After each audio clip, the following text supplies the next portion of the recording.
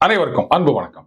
நண்பர்கள், as usual இன்னைக்கு title மேட்டருக்கு போறதுக்கு முன்னாடி முக்கியமான ஒரு விஷயத்த பார்த்துடலாம் அப்படின்னு சமீபத்தில் ஒரு இன்டர்வியூல பேசும்போது எதாச்சியா சொன்னாங்க, நானும் வந்து எம்ஃபில் பொலிட்டிக்கல் சயின்ஸ் படிச்சுக்கிறேன் அப்படின்னு.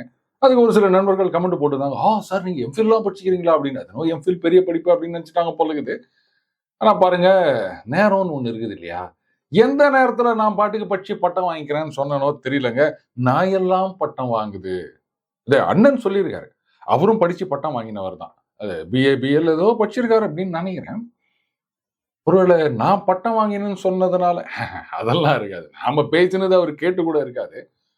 ஆனா பாருங்க, சில விஷயங்களை ஒன்னோட ஒண்ணு சேர்க்கும் போது இந்த சக்கர பொங்கல் வடகரி மாதிரி ஆயிடுதுங்க.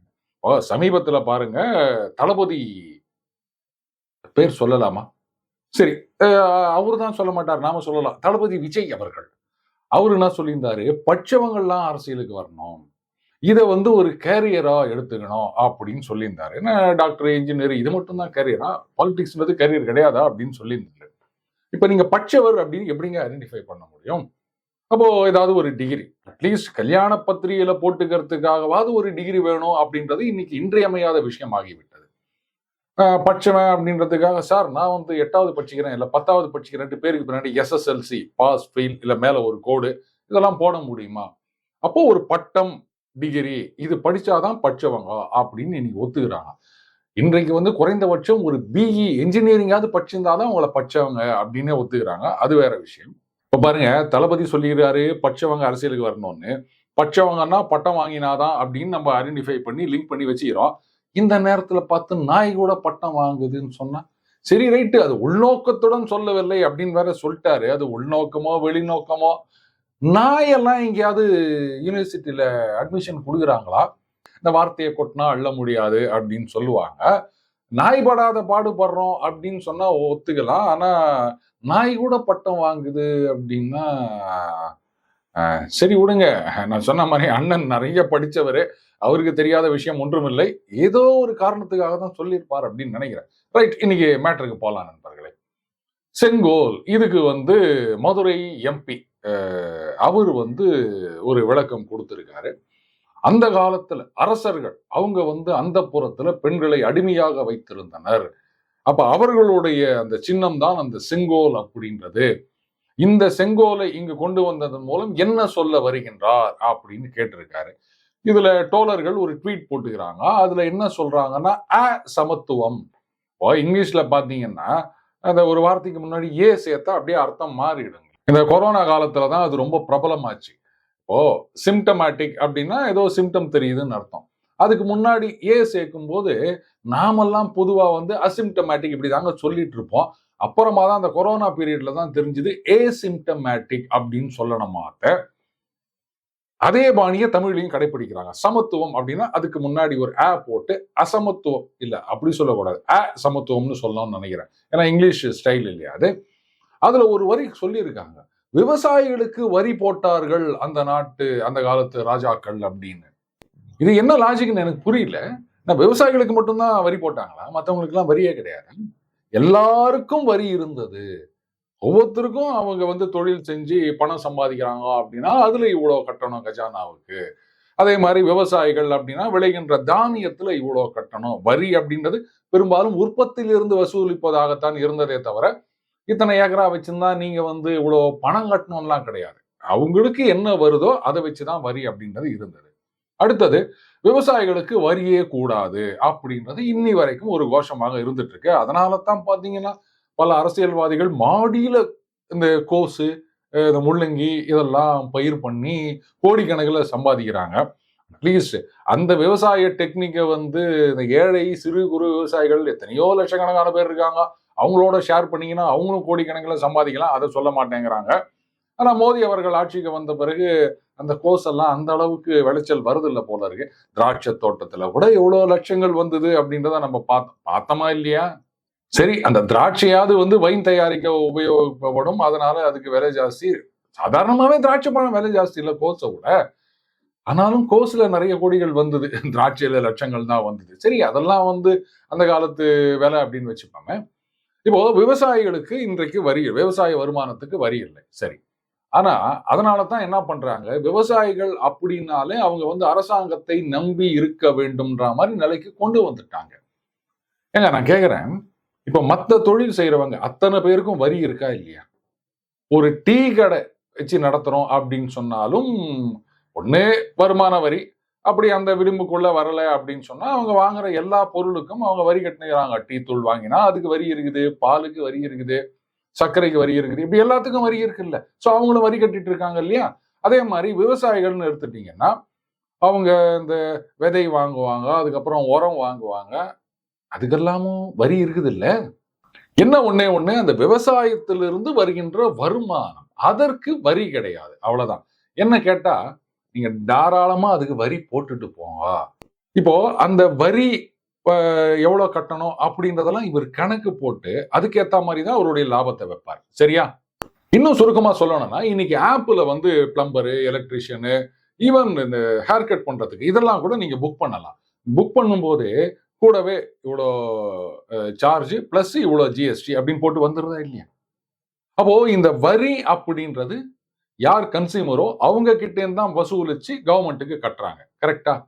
நீங்க விவசாய வருமானத்துக்கு வரிய போட்டீங்கன்னா ஆட்டோமேட்டிக்கா அவங்களும் வந்து என்ன வரி சுமையோ அதை வந்து கன்சியூமர் மேல ஏத்த போறாங்க. நாளைக்கு வந்து பாத்தீங்களா விவசாயிகளுக்கு வந்து தண்ணி இலவசமா கொடுக்குறாங்க, மின்சாரம் இலவசமா கொடுக்குறாங்க, எல்லாமே இலவசமா கொடுக்குறாங்க அப்படின்னு யாரும் அவங்கள வந்து நக்கல் பண்ண மாட்டாங்கல்ல. ஒரு சின்ன உதாரணம் சொன்னா புரியும்னு நினைக்கிறேன். லெட் அஸ் சே நீங்க வந்து ஒரு மளிகை கடை வச்சிருக்கீங்க அப்படின்னு வச்சுப்போம். இந்த வருஷம் வந்து உங்களுக்கு மொத்தம் 12 லட்ச ரூபா லாபம். அதாவது அந்த செலவு அதெல்லாம் போக 12 லட்ச ரூபா லாபம் வருது அப்படின்னு சொன்னா, அப்ப இதுல எவ்வளவு டாக்ஸ் கட்டணும் அப்படின்றது உங்களுக்கு தெரியும். அப்ப அடுத்த வருஷம் என்ன பண்ணுவீங்க? 12 லட்ச ரூபா லாபம் வந்தது. அதுல இவ்வளவு டாக்ஸ் போச்சு. சோ கையில இவ்வளவுதான் நின்னுது. இல்ல நமக்கு வந்து இன்னும் கொஞ்சம் வேணும் அப்படின்னு சொன்னா, ஒண்ணு சேல்ஸ இன்கிரீஸ் பண்ணணும். இல்ல ப்ராஃபிட்ட இன்கிரீஸ் பண்ணணும்.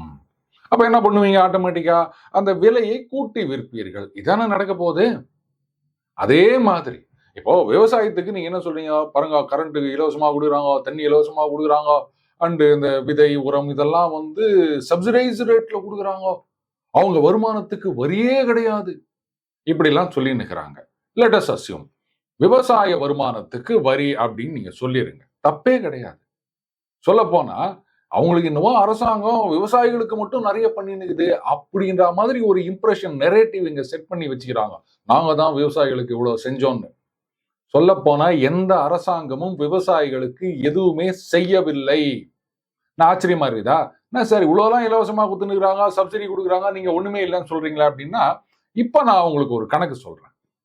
லெட் அஸ் சே தண்ணி இலவசம், கரண்ட் இலவசம், மற்ற விஷயங்கள்லாம் சப்சிடைஸ் ரேட்ல கொடுக்குறாங்க, வருமானத்துக்கு வரி கிடையாது. சரியா? இந்த சிச்சுவேஷன்ல நான் வந்து ஒரு தக்காளி உற்பத்தி செய்யறேன் அப்படின்னு வச்சுக்கோங்களேன். முட்டைகோஸ் வேணாம், அதெல்லாம் அரசியல்வாதிகள். அப்போ நான் என்ன பண்ணுவேன்? உற்பத்தி செலவு அது போக ஒரு குறைந்த அளவு லாபம் வச்சு நான் மார்க்கெட்ல விற்க போறேங்க. அதுலயும் பெரும்பாலான நேரங்கள்ல பாத்தீங்கன்னா விவசாயிகளுக்கு லாபம் கிடைக்கிறதுல நஷ்டம் தான். ஏன்னா இடைத்தரகர்கள் இவங்க தான் லாபம் பார்த்து நிற்கிறாங்க. விவசாயிகளாண்ட வந்து 2 ரூபாய்க்கும் 3 ரூபாய்க்கும் வாங்கிட்டு மார்க்கெட்ல 10 ரூபா 15 ரூபாய்க்கு விற்குது பல பொருட்கள். சரியா? இப்போ நீங்க இந்த தண்ணி, கரண்ட் இதுக்கெல்லாம் வந்து என்ன ஆக்சுவல் காஸ்டோ அந்த காஸ்ட்டை வாங்க ஆரம்பிச்சிருங்க. அதுக்கப்புறம் இந்த விதை, உரம் இதெல்லாம் இருக்கு இல்லையா? சப்சிடியே வேணாங்க. ஆக்சுவல் காஸ்ட் என்னவோ அந்த காஸ்ட் விவசாயிகள் கொடுக்கணும் அப்படின்னு வச்சிருங்க. விவசாயிகள் இதை வேணான்னு சொல்ல மாட்டாங்க. வரேன். அதுக்கப்புறம் அவர்களுடைய வருமானம் இருக்கு இல்லையா? இதுக்கும் மத்தவங்க மாதிரி நீங்க டாக்ஸ் கட்டுப்பா அப்படின்னு சொல்லிருங்க. அப்ப என்ன ஆகும்? இந்த விலையெல்லாம் சேர்ந்து நான் உற்பத்தி பண்ணி மார்க்கெட்டுக்கு கொண்டு வரேன் பாருங்க. அந்த தக்காளியில ஏறி உக்காரும். அப்ப இது நாள் வரைக்கும் நான் வந்து 2 ரூபா கிலோ தக்காளி அப்படின்னு மார்க்கெட்ல போட்டிருந்தேன்னா, நீங்க இதெல்லாம் கொண்டாந்தீங்கன்னா, அதுக்கப்புறம் நானே 20 ரூபா கிலோ தக்காளின்னு போட வேண்டியிருக்கும். அப்போ விவசாயியே 20 ரூபா கொடுக்குறான்னு சொன்னா, அந்த இடைத்தரகர்கள் மேல கீழ இப்படி எல்லாம் மாறி பலகை மாறி வரும்போது, 1 கிலோ தக்காளி 100 ரூபான்றது சாதாரண விஷயமா போயிடும். ஒத்துக்கிறீங்களா? அப்போ விவசாயிகளுக்கு கொடுக்கின்ற இலவசம், சப்சிடி, அந்த வருமான வரியிலிருந்து விலக்கு அப்படின்றதெல்லாம் விவசாயிகளுக்காக இல்ல நண்பர்களே, நமக்காக.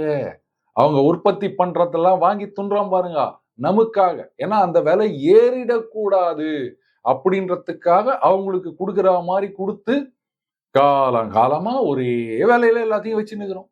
இப்ப புரியுதுங்களா? விவசாய வருமானத்துக்கு வரி கிடையாது அப்படின்றது ஏதோ விவசாயிகளுக்கு கொடுத்த சலுகை கிடையாது. அவங்களும் பாவம் உண்மை என்னன்னு தெரியாம பாத்தீங்களா எங்களுக்கு எல்லாம் வரி கிடையாது, ஏதோ கவர்மெண்ட் பெருசா பண்ணிட்டாங்கன்னு நினைச்சுக்கிறாங்க. அவங்களுக்கு கொடுக்குற மாதிரி கொடுத்து நமக்கான சலுகை அது. Right, coming back to our dollars. விவசாயிகளுக்கு வரி போட்டுட்டாங்க. சரி, விவசாயிகளுக்கு மட்டும் இல்ல, எல்லாருக்கும் வரி போடுறாங்க. அந்த பணம் அதை வாங்கி கஜானால சேர்க்கிறாங்க ராஜாக்கள். சேர்த்த பிறகு அவங்க என்ன எங்கேயாவது ஒரு பஸ் ஸ்டாண்ட்ல 2 தகர சீட்டை அடிச்சு நிக்க வச்சு போட்டு இந்த ராஜா கட்டிய பஸ் ஸ்டாண்ட் அப்படின்னு போட்டு 5 லட்சம் வராகன் 50 லட்சம் வராகன்னு மக்கள் பணத்தை ஆட்டைய போட்டாங்களா? வரியாக வாங்கின பணம் அத்தனையும் மக்களுக்காகவும் நாட்டுக்காகவும் தான் செலவிடப்பட்டது. ஏதோ ஒரு சில ராஜாக்கள் எப்படி கொடுங்கோல் மன்னர்களாக இருந்திருக்கலாம். அது எல்லாத்துலயும் சகஜமான விஷயம் தாங்க. அப்படி பார்க்க போனா இன்னைக்கு அரசியல்வாதி அப்படின்னு சொன்னாலே மக்கள் மனசுல என்ன ஒரு நினைப்பு இருக்குது சொல்லுங்க? அரசியல்வாதி எல்லாமே ஊழல் பண்றவங்க, ஜனங்க பணத்தை ஆட்டையை போடுறவங்க, இப்படித்தானே நினைச்சுக்கிறாங்க. அப்ப வருங்கால வரலாற்றை எழுதும் பொழுது இன்னும் அரசியல்வாதிகளுக்கு சின்னம் அந்த கரவேட்டி இதையெல்லாம் கொண்டு வரலாமா அப்படின்னு யாராவது சொன்னா இப்ப இருக்கவங்களுக்கு எவ்வளவு கோபம் வரும். யாரோ ஒருத்தர் 2 பேர் தப்பு பண்ற ஒருத்தர் 2 பேர் தான் தப்பு பண்ணாம இருக்காங்க அரசியல்வாதிகள்ல. ஆனா இவங்க என்ன சொல்லுவாங்க, யாரோ ஒருத்தர் 2 பேர் அரசியல்வாதி தப்பு பண்ணிட்டான்னு சொல்றதுக்காக எல்லா அரசியல்வாதியும் குறை சொல்லலாமா? கேட்பாங்களா மாட்டாங்களா அரசியல்வாதிகள்? அந்த மாதிரி ஏதோ 1 2 ராஜா, சரி ஒரு 7 8 ராஜா, அவங்க ஏதோ கொடுங்கோல் ராஜாவாக இருந்தாங்க, ஏதோ தப்பு பண்ணாங்க, மக்களை வாட்டி வதைத்தார்கள் அப்படின்னு சொன்னா ஒட்டுமொத்தமா எல்லா ராஜாக்களையும் மோசமானவங்க நீங்க சொல்ல முடியுமா? செங்கோல் அந்த புறத்திலே பெண்களை அடிமையாக வைத்திருந்தார்கள். இவர் பாருங்க, அதாவது மோடி 3.0 அப்படின்றது அதிரடியாக இருக்கும்னு நம்ம ஆரம்பத்திலேயே சொன்னோம். பொழுதுன்னு பதில் கொடுப்பாங்கன்னு சொன்னோம். சரி, நம்ம சேனல்லாம் அவங்க பாக்குறது இல்ல போல இருக்குது. அண்ணாமலை அவர்கள் என்ன பண்றாரு, டகால்னு ஒரு போட்டோ எடுத்து நீட்டுறாருங்க. இதுல மாஸ்க் போட்டுனுகிறாரு அப்படின்றாரு. அதே மதுரை எம்பி தான் மாஸ்க் போட்டுனுகிறாரு. அவர் கையில என்ன வச்சுக்கிறாரு பாருங்கோ அப்படின்னு கேட்கிறாரு. நீங்களும் அந்த போட்டோவை பாருங்களேன். செங்கோல். அது செங்கோல் கிடையாது. ஏன்னா அது வெள்ளையா இருக்குது. அதனால அதை வெண்கோல் அப்படிதான் சொல்லணும். அப்ப பார்லிமெண்ட்ல வச்சது மட்டும் சிவப்பு கலர்ல இருக்கா அப்படின்லாம் என்ன கேட்காதீங்க. செங்கோல்னா செங்கோல். ஏன்னா செங்கோடி ஏந்திய தோழர் அவரு, மதுரை எம்பி. அவர் சொன்னா நம்ம ஏத்துக்கணும். இதுக்கு என்ன பதில் சொல்ல போறீங்க அப்படின்னு அண்ணாமலை கேட்டுக்கிறாரு. இதுக்கெல்லாம் அவங்க எங்க பதில் சொல்ல போறாங்க? அதுல இந்த கொடுங்கோல் ராஜாக்கள்னு சொன்னேன் இல்லையா, அவங்க எப்படி இருந்திருப்பாங்க அப்படின்னா, ஏன்னா நமக்கெல்லாம் ராஜாக்கள் பத்தின ஒரு அனுபவம் கிடையாது இல்லையா? நான் இப்ப சொல்றேனே, அது உங்களுக்கு புரியும்னு நினைக்கிறேன். அதாவது ராஜாக்கள் ஒரு மியூசியத்தை பார்க்க வராங்க அப்படின்னு வச்சுக்கோங்களேன். ராஜாக்கள் இல்ல, ஒரு நாட்டுக்கு ஒரு ராஜா தான் இருப்பாரு. அவர் ஓகே, இவர் சொன்ன மாதிரி மனைவி, மக்கள், குழந்தைங்க அவங்களோட ஒரு மியூசியத்தை பார்க்க வரார் அப்படின்னு சொன்னா, உடனே அந்த மந்திரிகள் இல்ல அதிகாரிகள் அவங்க என்ன பண்ணுவாங்க, அந்த காலையிலேயே போயிட்டு இந்த பொது ஜனங்கள்லாம் அந்த மியூசியத்தை பார்க்க வருவாங்கல்ல, இல்லைங்க, ராஜா வந்துகிறார், குடும்பத்தோட வந்துகிறார், அவர் முதல்ல பார்க்கணும் அப்படின்ட்டு அந்த ராஜா குடும்பத்தை மட்டும் உள்ள அனுப்பி அவங்களுக்கு எல்லாத்தையும் சுத்தி காமிச்சிட்டு இவர் அதுக்கப்புறம் இப்ப நீங்க எல்லாம் போலாம் அப்படின்வாங்க. அந்த பொதுமக்கள் அப்படியே வெயில்ல காஞ்சி நிக்கணும். இந்த ராஜாக்கள் வாழ்க்கையில நடந்திருக்கக்கூடிய சில விஷயங்களை சொன்னனே தவிர, நீங்க உடனே இந்த காலத்தோட அதை லிங்க் பண்ணி இல்ல அவரு இவரு இந்த சூர்யான் சுட்டெரித்தது அதையெல்லாம் லிங்க் பண்ணீங்கன்னா நான் பொறுப்பு கிடையாதுங்க.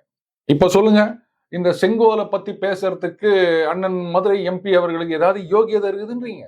இவரே செங்கோலை அந்த மேயர் கையில கொடுக்குறாரு. ஏன் இதே சென்னை மாநகராட்சியிலும் இந்த மாதிரி செங்கோல் அப்படின்னு ஒண்ணு இருக்குது. சொல்ல போனா மேயருக்குன்னு ஏராளமான நகைகள்லாம் இருக்குது. ஏங்க அதுவும் அந்த காலத்துல ராஜாக்கள் அவங்க தானே இந்த கிரீடத்துல ஆரம்பிச்சு எப்படி 10 விரல்ல மோதிரம் போட்டுக்கின்னு கழுத்துல எல்லா நகை போட்டுன்னு இருந்தாங்க. அப்ப ஏன் இங்க மேயருக்கெல்லாம் இந்த மாதிரி நகை போடுறீங்க, இந்த மாதிரி ஒரு அங்கி போடுறீங்க அப்படின்னு கேட்க வேண்டியது தானே? ஏன்னா தோழமை கட்சி யாரும் இதெல்லாம் கேட்க மாட்டீங்களா நீங்க? இதே எத்தனை அரசியல் தலைவர்களுக்கு மேடைகளில செங்கோல் வழங்கும் விழா அப்படின்னு நடந்து நிக்குது. ஏன் கேட்க வேண்டியது தானே? அங்கெல்லாம் போயிட்டு இதனால் நீங்கள் சொல்ல வரும் கருத்து என்ன அப்படின்னு நக்கீரர் தர்மி கிட்ட கேட்ட மாதிரி கேளுங்க. மதுரையில நடந்த விஷயம்ல நக்கீரர் தர்மி இதெல்லாம் கேட்க மாட்டீங்களா நீங்க? அடுத்தது, ராஜாக்கள்லாம் பெண்களை அடிமைப்படுத்தினார்கள் அப்படின்னு சொன்னா, சரி, தஞ்சாவூர்ல ராஜராஜனுக்கு சிலை வைக்கப்பட்டுள்ளது. தெரியும்ல அண்ணனுக்கு, ஏன்னா மதுரை அப்படின்றதுனால தஞ்சாவூர்ல நடந்தது தெரியாதா? அதுக்கப்புறம் இந்த சதய விழா அப்படின்றதெல்லாம் அரசு சார்பில் எடுக்கப்பட்டு வருகின்றது. இவங்க வந்து அதிமுக திமுக 2 பேரோடையும் கூட்டணியில இருந்துக்கிறாங்க. அவங்க கொடுக்குற ஓட்டு சீட்டு நோட்டு அதுலயும் வாங்கி நிற்கிறாங்க. அதனால இது தெரியாது அப்படின்லாம் சொல்ல முடியாது. ஏன் கேட்க வேண்டியது தானே? அரசர்கள்லாம் யார் தெரியுமா? அந்த புறத்திலே பெண்களை அடிமையாக வைத்திருந்தவர்கள். அவங்களுக்கு போய் அரசாங்கம் விழா எடுக்கலாமா? கேட்க வேண்டியது தானே டோலர். என்னதான் நோட்டு சீட்டு ஓட்டு குத்தாலும் இப்படியா வாய மூடிட்டு இருக்கிறது? பாராளுமன்றத்துல போய் இதெல்லாம் பேசினீங்களே, அப்ப இந்த மாதிரி கேள்வி எல்லாம் வந்தா என்ன பண்றதுன்னு யோசிக்க வேணாமா? ஒரு வார்த்தைய பேசுறதுக்கு முன்னாடி 100 தடவை யோசிக்கணும். இத நம்ம பேசினா என்னெல்லாம் ரெப்பர்கஷன் வரும் அப்படின்னு. அந்த மாதிரி யோசிக்காம யார் பேசலாம் தெரியுமா? உண்மைய மட்டுமே பேசுறாங்க பாருங்க. அவங்க தான் யோசிக்க வேண்டிய அவசியம் கிடையாது. ஞாபகம் வச்சுக்க வேண்டிய அவசியம் கிடையாது. ஏன்னா உண்மை எல்லா காலத்திலும் ஒண்ணா தான் இருக்க போகுது. எப்ப கேட்டாலும் ஒரே உண்மைய தான் சொல்லப் போறோம் நாம.